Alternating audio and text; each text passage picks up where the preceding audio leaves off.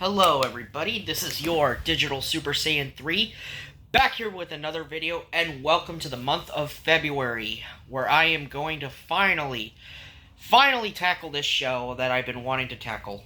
Oh, before I do, look at my new Goku Black shirt. Yeah, I got Super Saiyan Rose Goku Black, and I also got another Goku Black shirt from Hot Topic. So now I got two shirts with Goku Black on it.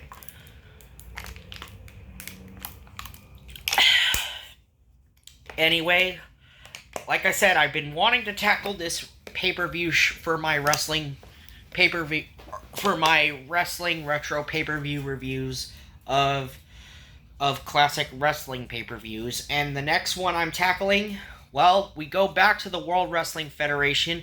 For the month of February, I chose to do WWF In Your House, Rage in the Cage. That's right, Rage in the Cage. In Your House 6. Took place February 18th, 1996 in Louisville, Kentucky, in the Louisville Gardens. That's right, we're in Louisville. We're in Cornette country, baby. And speaking of Cornette, he's actually on this show.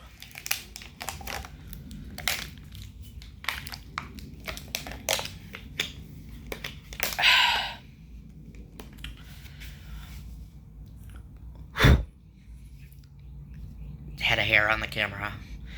Anyway, on commentary, you got Vince McMahon and Jerry the King Lawler. So, here we are, In Your House, Rage in the Cage. So, before we get on to the actual pay-per-view, we have Sable saying, well, not Sable, Sunny, I meant to say we had Sunny appear in a bikini. Sunny in a bikini saying, viewer discretion is advised. So yeah, Sunny was on the beach, and she was wearing a bikini saying with discretion is advised. Then we get into our video package, talking about how the cage will work with Bret Hart, with the story of Bret Hart, Diesel, and The Undertaker, with a story told around three men.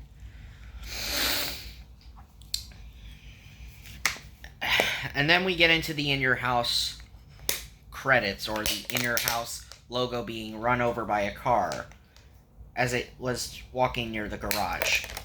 Because they do these a lot with the In Your House logo.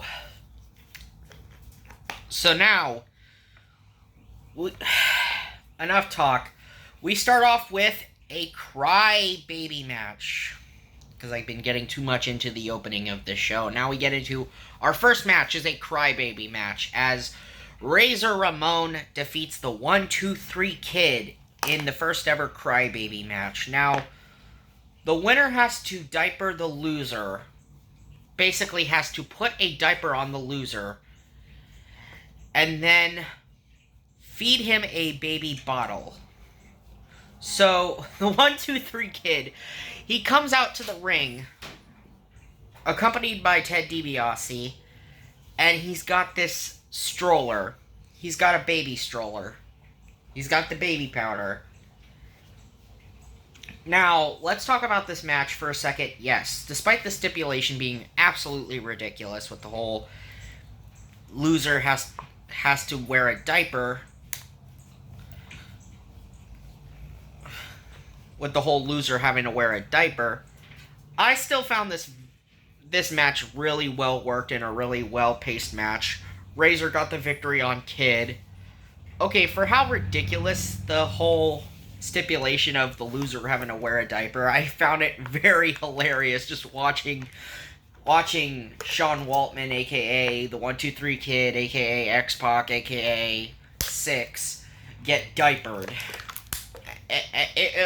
I know it may sound ridiculous and may look pretty stupid, but hey, 1996, we're not in the Attitude Era yet, so we're not there yet. So yeah, there was that.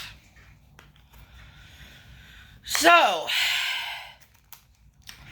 we cut backstage to where the Superstar line was, as both Doc Hendricks and Sunny are talking about their experience on the Superstar line after what happened with Jake Roberts on the free-for-all. Yes, there was a backstage segment with Jake Roberts on the free-for-all. Oh, and I forgot to mention, this was during the time that Jake Roberts made his return to the World Wrestling Federation.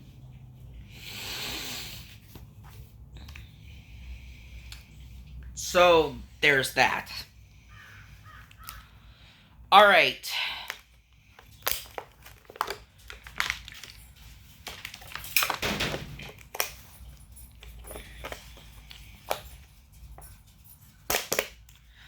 Next up,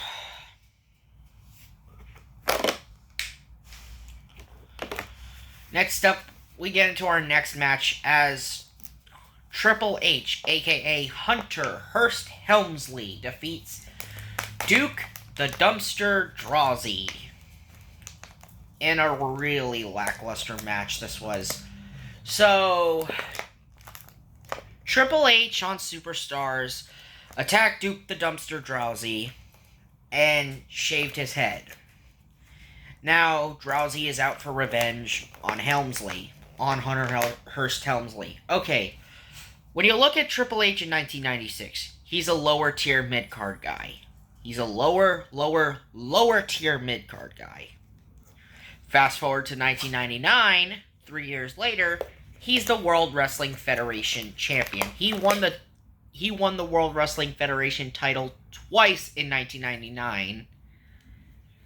So, yeah, what a difference 3 years would make between 1996 and 1999. What a difference 3 years would make. So, Duke the Dumpster Droese and Hunter during this match, he attempts to go for the pedigree. Droese blocks it a lot. The match ends when Duke tried to grab his trash can and tries to hit Helmsley with it, but the referee takes the can away. But the lid from the garbage can slips out, and Helmsley nails Duke the Dumpster Droese in the face with it. And then Helmsley gets the 1, 2, 3. Oh, yeah, and Triple H had this... I forgot who this woman was that he came out with. And Jerry Lawler does interview her on the commentary table. And during the match, Vince says this one thing that really makes me confused, where Vince is like, "Oh, what's wrong with an honest day's work?" And I'm like, okay, when I think that Vince McMahon of all people would say something like that, I'm like, sure, Vince, whatever you say. Yeah, sure, Vince, whatever you say. So, yeah, there's that. Next up, our next match, we have Yokozuna defeating the British Bulldog with Jim Cornette via disqualification. So, relationship between Yokozuna and Jim Cornette had finally imploded, and it had happened on Monday Night Raw. So now, Yoko is out of Camp Cornette. He is practically out. He's been ousted from the group. He's been ousted from Camp Cornette. Yoko is on his own now. He's talking. He has a quick interview before the match. He said, "Jim Cornette, you had held me down for far too long. Tonight, you will taste you will be hit bonsai." He will get his hands... Yoko was basically vowing to get his hands on Jim Cornette. And this was during the time that Yoko was sporting like a beard. Was going with this whole bearded look. Anyway, we cut to the match between Bulldog and Yoko of this whole power versus power match, and the match ends when Cornette comes into the ring and hits Yoko in the back of the head with his tennis racket. He hits Yoko with the tennis racket twice. and Yoko is still standing. Then Vader comes out, and he comes out to even the odds. It's a 3-on-1 beatdown as Cornette, Vader, and Bulldog are beating down Yoko in the corner, and Yoko is handcuffed to the corner. And you have all these referees having to stop it, and Clarence Mason having to reason with Cornette, Vader, and Bulldog, tried to pull them off of Yoko. Yes, Clarence Mason. So, yeah. It is what it is. So now, you think this is going to be the last time we see Cornette on the show, but no. Cornette would be in the corner of his one other guy in Camp Cornette, being Owen Hart. As our next match is for the number 1 contendership for the WWF Championship at WrestleMania 12. Basically, the winner of this match would go on to challenge the World Wrestling Federation champion at WrestleMania 12. As it's also the match of the night, as Shawn Micheals, the Heartbreak Kid and the winner of the 1996 Royal Rumble, takes on the King of Hearts, Owen Hart. Owen Hart with Jim Cornette. Now, Owen Hart, back in 1995, had nailed Shawn Micheals in the head with an enziguri, I believe it was, or a spinning sidekick. And throughout this match, or throughout the promo, Owen says that he would vow to put Shawn Micheals out again, and maybe out of wrestling. Now, Owen is the first to come out. He is out there with Jim Cornette. And then Shawn Micheals comes out, but Shawn is dancing on the roof of the house. That's right, he's dancing on top of the set of the In Your House house. Yes, you're seeing Shawn Micheals literally dance on the roof of the house, of the In Your House house. And then he swings down from this rope. Or he swings down from... Well, he swings down and then, well, this would be nothing compared to what he would do at WrestleMania 12 the following month in Anaheim.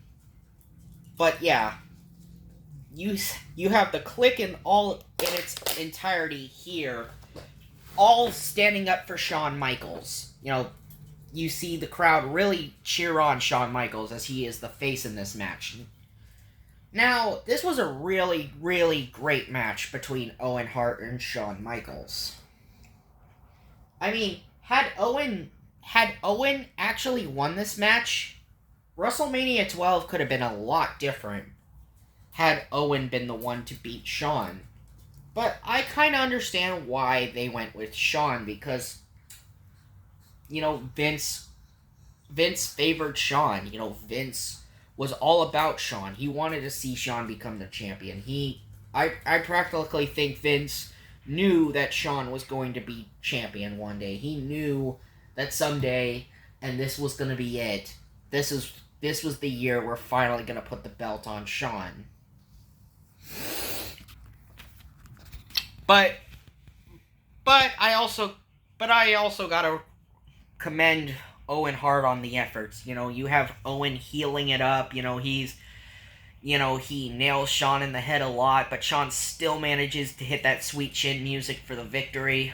A really great match between Owen Hart and Shawn Micheals.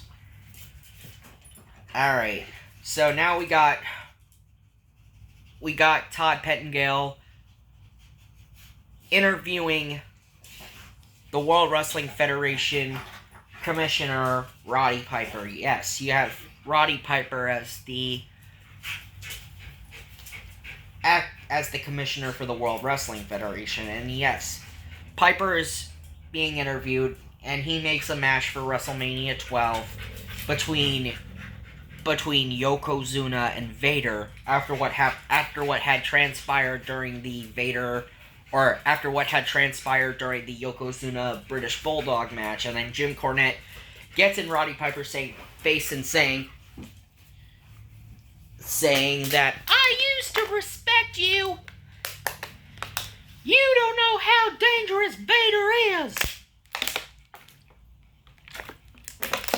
But, you try to match dialogue with Roddy Piper, you're gonna get burned. Because Piper, still shows that he still got the right words to say. And he pretty much says, you used to manage Yokozuna, and you used to manage Vader, and you're managing Vader right now. So, I say the two of them at WrestleMania 12, but of course, Vader and Yokozuna's one-on-one encounter at WrestleMania 12 would be changed to a 6-man tag match that would open the show. That would feature the entirety of Camp Cornette, which would also feature Bulldog and Owen, taking on Yokozuna's team with Jake the Snake Roberts and Ahmed Johnson.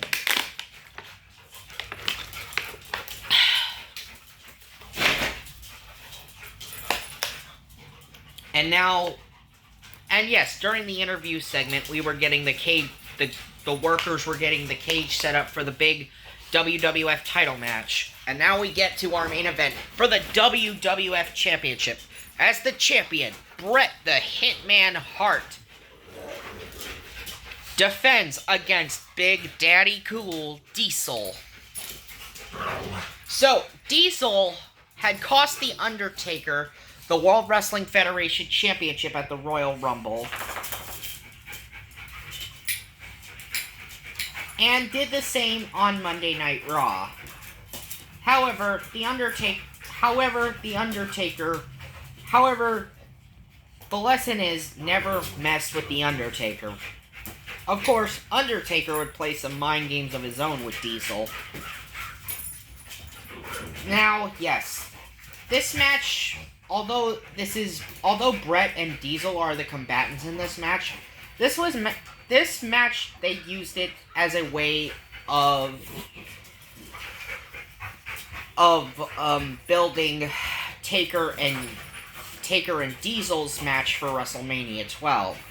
Now, onto the actual cage match itself between Bret and Diesel. This was a really great match between Bret and Diesel. It was not as good as the last match was, but it was still a very good main event regardless. I mean, the match would end when Diesel would get dragged underneath the ring by Undertaker. And Bret would climb over the cage to get the victory. And then, once the Undertaker came out from underneath the ring with Diesel is running for his life. He runs out of the cage. He manages to get the hell out of Dodge, and the Undertaker climbs the wall of the cage, making the gesture saying, "Your soul will be mine." And that's about it with this version of In Your House. So, In Your House, Buried Alive. Final thoughts? Well, is it a bad pay-per-view? No. Is it one of the best pay-per-views of the WWE history? Not really. It's sort of a mid-tier pay-per-view. So it's a pay-per-view that sits very fine on that thin line of being good and being mediocre. So it's just on the thin line. I mean, sure, you have 2 bad matches and 2 good matches, and then 1 amazing match. So, yeah, In Your House, Rage in the Cage was that good pay-per-view. Anyway, this has been your Digital Super Saiyan 3, and I will see you guys next time in March for WrestleMania 19. See ya!